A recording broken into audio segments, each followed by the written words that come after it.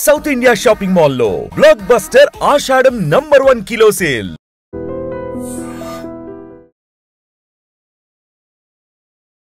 నమస్తే, నేను జీవి సత్యనారాయణ. ఈ వీడియోలో డిఫెన్స్కి ఎలా ఉండబోతుంది అనే దాని మీద ఇప్పుడు ఏవైతే ప్రైవేటు పెట్టుబడులతోటి మన యొక్క డిఫెన్స్కి సంబంధించిన ఏవైతే కంపెనీలు ఉన్నాయో ప్రొడక్షన్ తయారీ సామర్థ్యాన్ని పెంచుకోవడం జరుగుతుంది. ఈ నాటో దేశాల నిర్ణయంతో ఎగుమతులు కూడా పెరుగుతాయి. నాటో అంటే ఏదైతే నార్త్ అట్లాంటిక్ ట్రీటీ ఆర్గనైజేషన్, మనము ఈ నిర్ణయంతో అంటే నాటో దేశాల నిర్ణయంతో నాటో దేశ రక్షణ అవసరాల కోసం ఇటీవల వరకు మన దేశం ఇతర దేశాల మీద దిగుమతులపైన ఆధారపడి ఉన్నాం. ఇప్పుడు ఇతర దేశాలకే మనము ఎగుమతి చేసే స్థాయికి వచ్చినాం. అంటే ఆధునిక యుద్ధ పరికరాలను ఎగుమతి చేసే స్థాయికి మనం రావటం అంటే ప్రభుత్వ సంస్కరణల ఫలితంగా రక్షణ పరికరాల తయారీలోకి ప్రైవేటు పెట్టుబడులు రావటం, సామర్థ్యాలు పెరగటం ఇందుకు కారణం. 2029 నాటికి 50,000 కోట్ల ఎగుమతులు సాధించాలని కేంద్ర ప్రభుత్వం లక్ష్యంగా పెట్టుకుంటాం. ప్రపంచంలో 100 కోట్ల మంది ప్రజలున్న 32 నాటో సభ్య దేశాలు తమ రక్షణ బడ్జెట్ని 2035 వరకు జీడిపిలో 5% పెంచుకోవాలని నిర్ణయం చేయడం జరిగింది. భారత రక్షణ పరికరాలకి మన వాళ్ళకి ఎగుమతులకి మరింత ఊతం ఇవ్వవచ్చని విశ్లేషకులు అంచనా వేస్తున్నారు. అయితే మన వైపే ఎందుకు, భారత్ వైపే ఎందుకు నాటో దేశాల యొక్క ఏవైతే దేశాలు ఉన్నాయో అంటే ప్రస్తుతం ఏదైతే ఉన్నటువంటి సరఫరా వ్యవస్థల ద్వారా తమకు అవసరమైనటువంటి అత్యాధునిక రక్షణ రంగ ఉత్పత్తులను సమర్చుకోవడం నాటో దేశాలకు సవాల్తో కూడుకున్న వ్యవహారం. అయితే ఐరోపాలో వీటి తయారీ సామర్థ్యం పరిమితంగానే ఉండటం కారణం. పైగా కార్మికుల కొరత, రక్షణ పరికరాల కోసం అమెరికాపై ఆధారపడటాన్ని తగ్గించుకొని తయారీ సామర్థ్యాన్ని పెంచుకోవడానికి ఐరోపా దేశాలు ప్రాధాన్యం ఇవ్వడం జరుగుతుంది. అయితే ఇందుకు చాలా సమయం పడుతుంది కనుక అప్పటి వరకు సహేతుక అంటే రీజనబుల్ ప్రైసెస్కి అధునాతన రక్షణ ఉత్పత్తులని అందించే భారత్ వైపు ఐరోపా దేశాలు దృష్టి సారిస్తాయనేది అంచనా. అయితే పాకిస్తాన్పై ఇటీవల దాడుల్లో ఏదైతే బ్రహ్మోస్, ఆకాష్, నాగ్ అధునాతనటువంటి సొంత మిసైళ్ళని మన భారతదేశం సమర్థంగా ప్రయోగించటం ఆయా దేశాలని ఆకర్షించడం జరిగింది. ఈ భారత్ ఐరోపా దేశాల మధ్య దౌత్య సంబంధాలు బలపడుతుండటం కూడా ఇందుకు దోహదం అన్నమాట. అయితే 600కు పైగా స్టార్టప్ కంపెనీలకి ఇప్పుడు ఉంది అన్నమాట. అంటే మన దేశంలో అంతకుముందుకి ఇప్పటికీ రక్షణ పరికరాల తయారీ ప్రభుత్వ రంగ సంస్థలే చేపట్టేవి, అంటే పబ్లిక్ సెక్టార్ యూనిట్లే చేసేది డిఫెన్స్ మీద.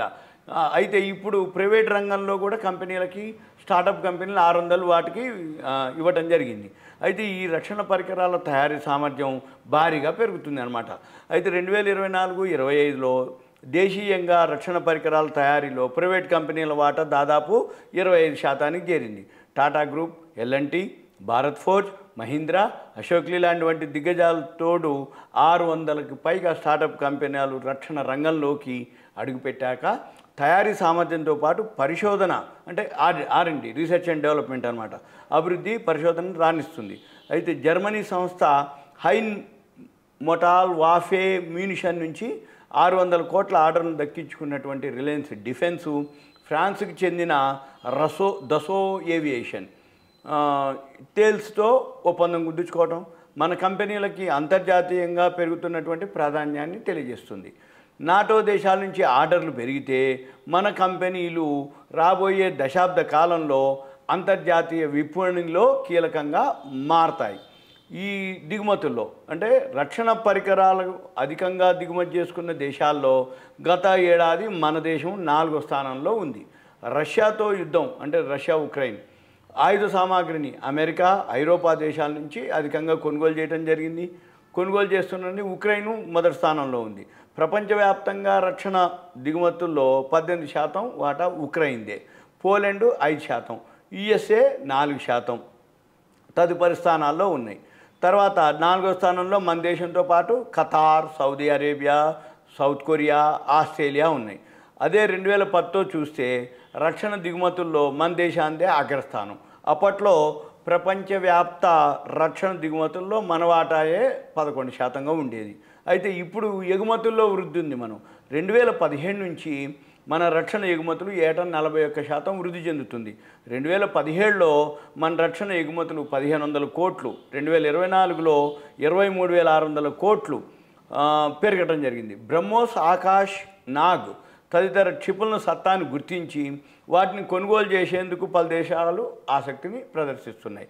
హైదరాబాద్ కేంద్రంగా కార్యకలాపాలు సాగిస్తున్నటువంటి బీడీఎల్ అనుకోండి, మిధాని, ప్రైవేట్ రంగంలో ఏవైతే ఎలక్ట్రానిక్స్, నావిగేషను, ట్రైనింగు, ఈ ఉత్పత్తులు, ప్రొడక్షను, సర్వీసెస్ ఇవన్నీ కూడా అధికంగా ఆదాయాలు నమోదు చేసే సానుకూలతలు కనిపిస్తున్నట్లు పరిశ్రమ వర్గాలు పేర్కొనడం జరిగింది. అంటే దేశీయంగా ఏదైతే రక్షణ రంగ ఉత్పత్తులు ఏవైతే ఉన్నాయో అవి పెరగడం జరిగింది. 2020 నుంచి 2021లో 84,643 కోట్లు, 21-22కి 94,845, 22-23కి 108,684, 2023-24కి 127,434, 24-25కి 89,702 కోట్లు డిసెంబర్కి.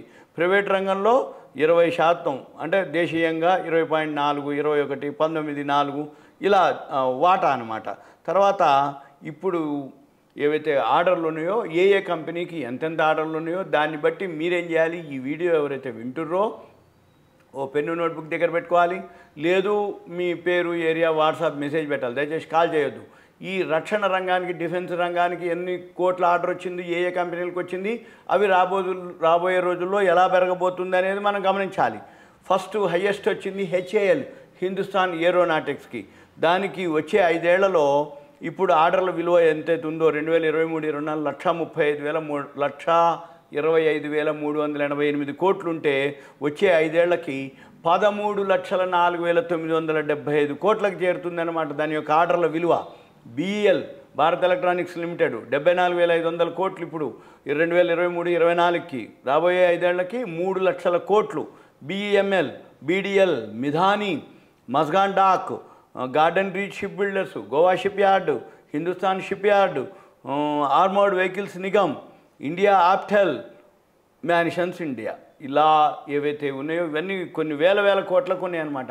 మన పని ఏంటిది, ఈ లిస్ట్ అంతా దగ్గర పెట్టుకొని ఏ కంపెనీ ఎలా వర్కౌట్ అవుతుంది, ఏం ప్రాఫిట్ అండ్ లాస్లో ఉంది, ఏ కంపెనీకి ఎప్పుడెప్పుడు ఆర్డర్ వచ్చింది, ఏ దేశాల నుంచి వచ్చింది, అవి ఎప్పుడు ఇస్తాయి, ఎలా సప్లై చేస్తాయి, ఏం చేస్తాయి, ఇవన్నీ కూడా చూసుకొని మళ్ళీ ఫండమెంటల్ చూడాలి, గ్రాఫులు చూడాలి. మార్కెట్లు ఒడిదుడుకులు ఉన్నప్పుడు ఇవి కూడా డౌన్లో ఉంటాయి. ఇవి మార్కెట్ డౌన్ అయినప్పుడు ఇవి కూడా డౌన్ అయినప్పుడు మనం కొనుక్కోవాలి. మార్కెట్ పెరిగినప్పుడు ఇవి కూడా పెరగడం జరుగుతుంది. అప్పుడు మనం ఎగ్జిట్ అవ్వాలి. ఎప్పుడైనా కానీ మార్కెట్ బాగా పెరిగిందంటే మనం అమ్ముకునేటానికి రెడీగా ఉండాలి. మార్కెట్ తగ్గింది అంటే కొనుక్కోవడానికి రెడీగా ఉండాలి. మార్కెట్ పెరిగింది అంటే మన దగ్గర షేర్లు ఉండాలి అమ్ముకొని పైసలు చేసుకోవడానికి. మార్కెట్ తగ్గింది అంటే మన దగ్గర పైసలు ఉండాలి, రేట్లు తక్కువలో ఉంటాయి, కొనుక్కోవడానికి వీలుగా ఉండాలి.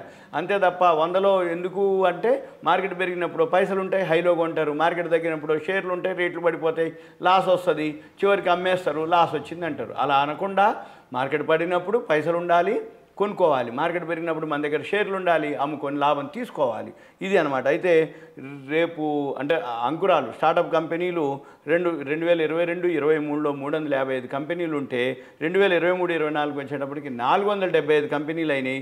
2024-25కి ఇప్పుడు 603 కంపెనీలుగా ఉన్నాయన్నమాట. ఏవైతే ఉన్నాయో మనం ఏం చూడాలిగా, ప్రతిదీ ఏదైతే ఉందో షేర్ మార్కెట్కి ఏది ఉపయోగం, ఎంతవరకు ఉపయోగం అది మనము గమనించాలన్నమాట. మనం ఏం చూడాలి, ఏదైతే కంపెనీలు ఉన్నాయో ఆ కంపెనీలకు సంబంధించి ఆర్డర్ చూడాలి, దాని యొక్క ప్రాఫిట్ అండ్ లాస్లు, బ్యాలెన్స్ షీట్లు, మళ్ళీ వీటితో పాటు గ్రాఫ్లు అనమాట. ఏవైతే నాటోలో ఎవరైతే మెంబర్షిప్ ఉన్నారో వాళ్ళవన్నీ ఉంటాయి కొన్ని, అవన్నీ మనము గమనించవచ్చు. వాళ్ళ నుంచి మనకి ఆర్డర్స్ రావడం జరుగుతుంది. ఇదంతా మీకు awareness, education, information, knowledge purpose మాత్రమే ఉంటా. Thank you. సెలవు.